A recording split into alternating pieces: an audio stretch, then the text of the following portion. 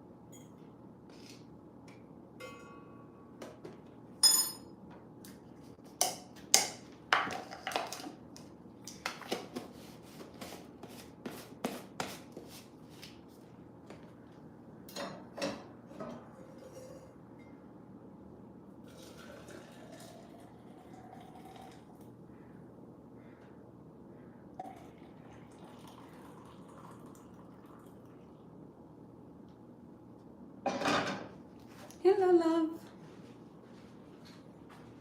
My darlings.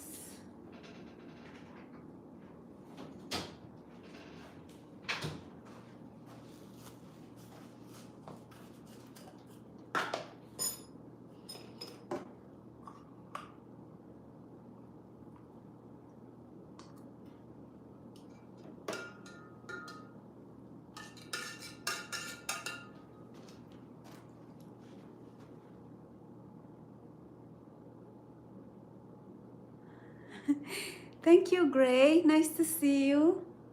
And I'm glad that you usually see me. Thanks for letting me know.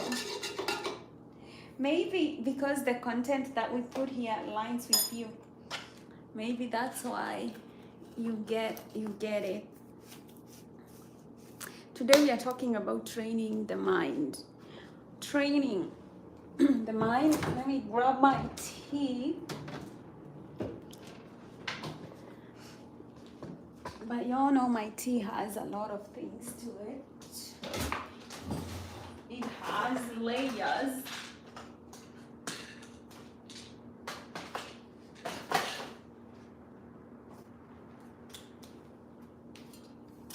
I think I lost my lymphatic support. Oh, here it is. I do lymphatic support. Hi, Donnie. Nice to see you, love. You no longer subscribe to my channel? I know, because I'm not always there. You saw my shoes? They are Nikes. I always try to get Nikes when they are at a good price because, you know, Nikes are the world's most comfortable shoes. Anyway, they do a lot of research on their shoes. Oops. They do a lot of research and development on their shoes. Ooh. Ah. I got a few minutes before work. For what it's worth, let's talk about training the mind. Training the mind. Our mind is always trained since we are small. You know, we go to school because they want to train our mind. We learn religion because they want to train our mind. We learn how to eat, how to cook, how to walk, because these are necessary things that we have to train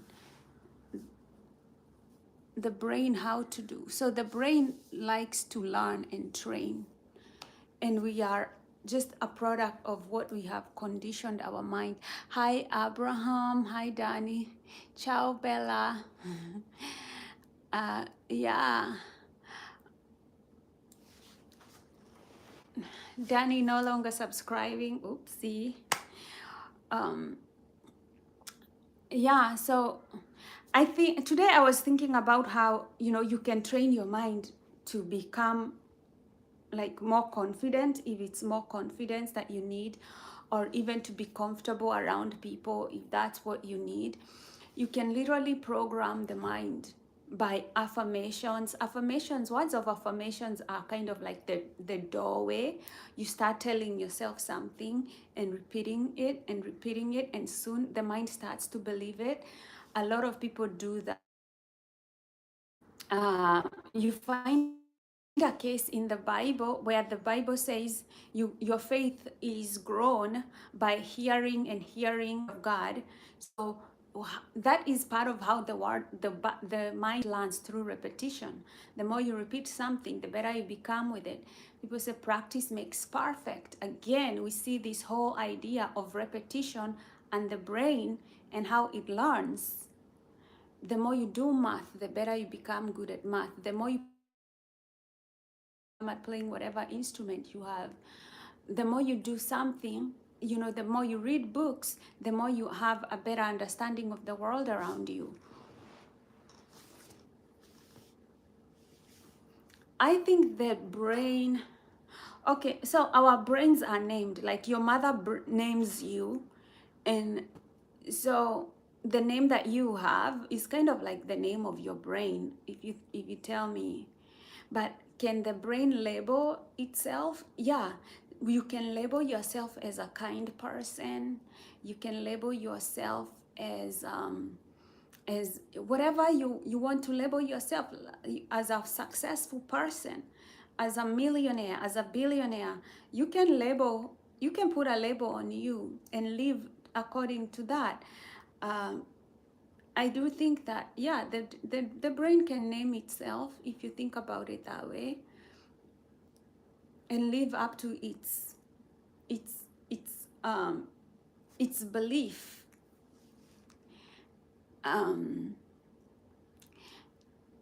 so that's when people say, like, you have 100% responsibility over your life, because you can affirm things, you know.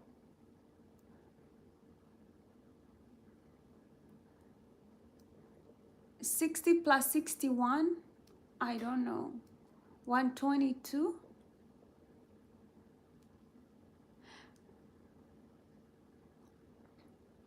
um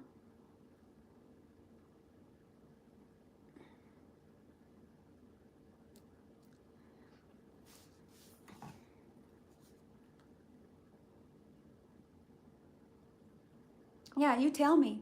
What do you think about repetition and how the brain learns? And what are the things that you have learned through repetition, or you actually programmed yourself? Like, what are the things that you have programmed yourself? I mean, we program our mind. When you see a kid trying to crawl, they are trying to build the neurocircuitry for walking. That's why they start crawling, you know. And then they start standing on things, you know, using like tables to stand up, and then eventually they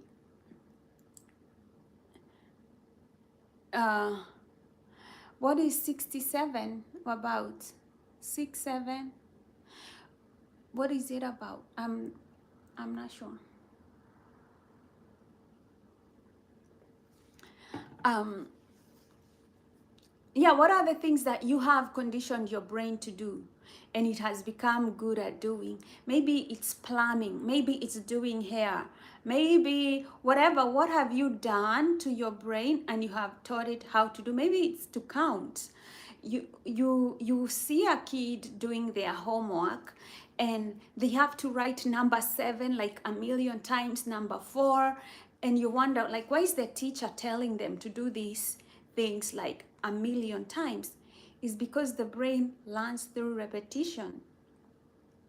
And if you can realize that you can learn anything, pretty much anything, through repetition, you just use the same things, the same formula of repetition over anything you want to learn, you soon realize that you can learn whatever thing that you want to learn. It's just that simple. It's a secret and it's not a secret. We do repetition every time, but are we conscious that that is the secret to great learning? It's just that simple. That's the secret. Our brain learns through repetition. Especially the beginnings of something is very difficult. If you don't repeat it enough times, you may not pick it up.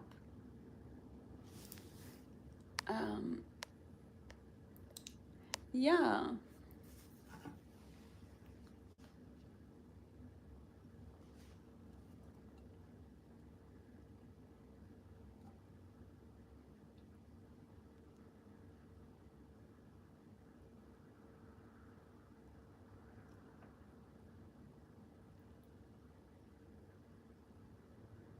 That my tea is still very hot.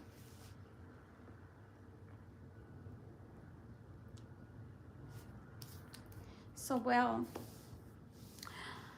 you guys are quiet today. You're not saying anything. So if you're not saying anything, I'll probably just end this live. And yeah, I hope to see you guys tomorrow, another day. I have to go to work too. So, oh, yeah. Yeah, tell me about your life. Like, what have you done that you have repeated and you see that this is actually like true. Like, we learn through repetition. The brain picks up things through repetition. So the human brain has been the same brain since early man. Our brain has not changed for the last maybe 60,000 years. It hasn't changed from the early man to now. So you have the same Stone Age brain. It's the same thing, you know? So, and it works the same way. You know, unfortunately, it hasn't changed a lot to pick up things at lightning speed. It still learns through like a snail's pace, through repetition. But if you compare the human brain to that of a chimp, okay? The human brain is very quickly to learn and very easy to pick up new concepts. For example, if I give a chimp a banana and I give it like $1,000, it's going to pick the banana every time. But the human brain, you know, you teach a child the concept of money, they are going to choose money over the banana every time. And you kind of see how the brain learns very quickly when you compare it to other animals in that kind of conceptual way. But picking up skills, you know, that kid has to learn how to count so that they can understand the value of money, so that they can see that $1,000 is actually better than a banana.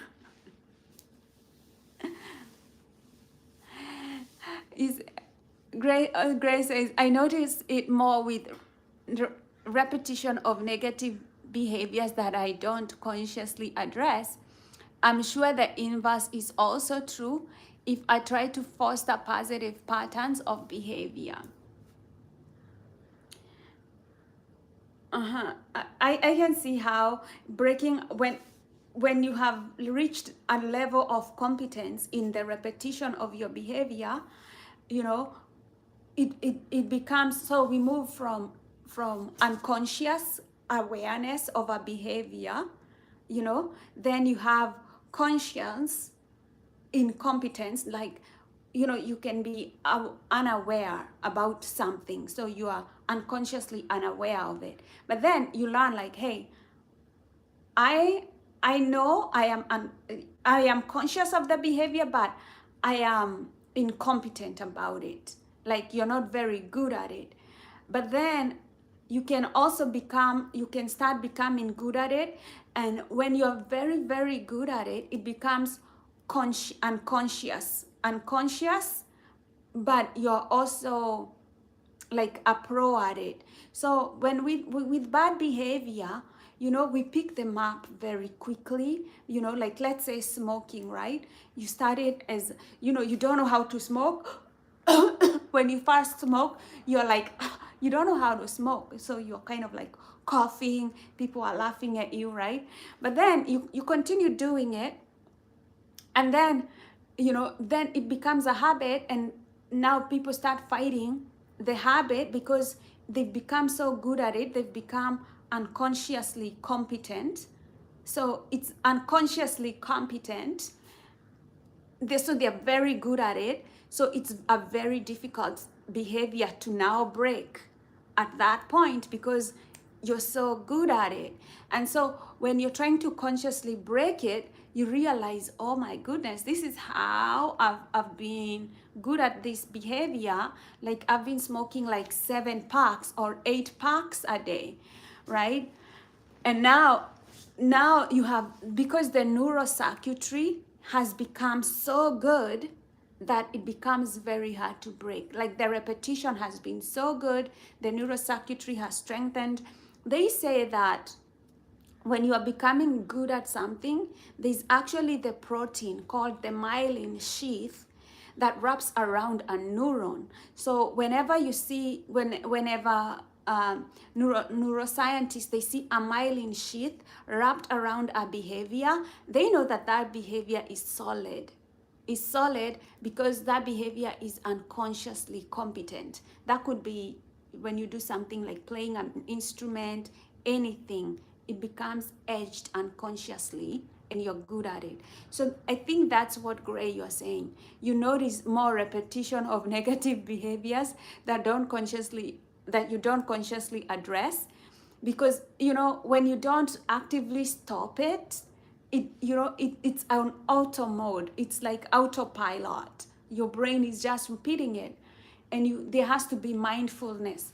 I think that's why you find a lot of like traditions like Buddhism, they teach about being mindful, you know, like mindful, even how you eat, how you breathe, how you move into a room. You know, just don't be in the habit of just doing things like zzz, like zzz. I think, you know, like that. Like, don't be, like, try not to get there. Be more mindful. You know, sometimes you say you're lazy.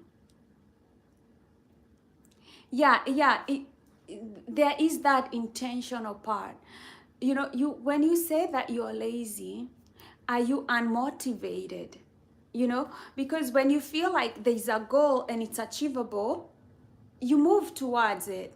When you feel like I can do it, you know, then you move towards the goal. But then there is a time when the goal becomes very hard to reach, that we also lose motivation. And maybe that's where you're kind of like, maybe I'm lazy, you know. But I don't know. I think sometimes it's good to see the bigger long-term goal. That the bigger long-term goal is usually difficult. And it's good to have like small goals that are motivating you every day, and the big goal that you want to achieve that can take like 10 years, 50 years. I think it's very good to be realistic about how you can achieve a goal. Like when I started this channel and people were telling me, you know, you see on YouTube, people say, you can start a YouTube channel, you can monetize in 6 months, it can go big. But when I started putting out my content, nobody was really interested in my content. And my channel has not been monetized for years. And you think about why you want to do something, and then you do it. So my goal, my biggest goal for my channel wasn't making money. You know, it was more to put this content out, because I feel like the more I do it, you know, at least I'm doing something about it, right? And I do it as a lifetime, as a lifetime thing, something that I want to do for a lifetime. So for me, not making money was not the motivation, that was not the thing that could stop me.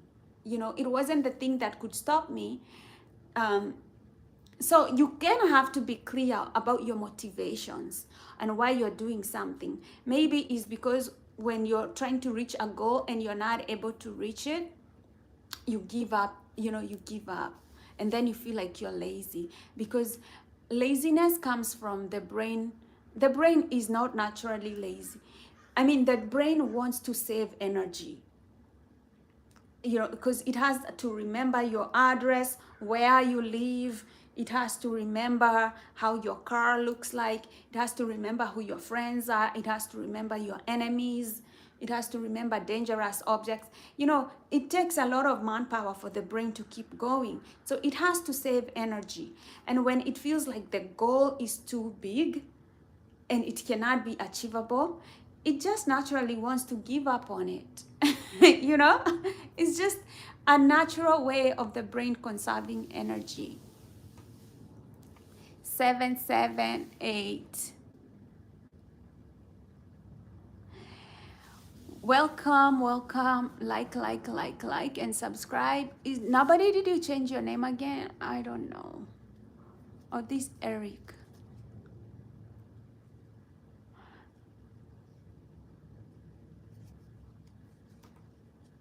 I have a vision board. I obviously do.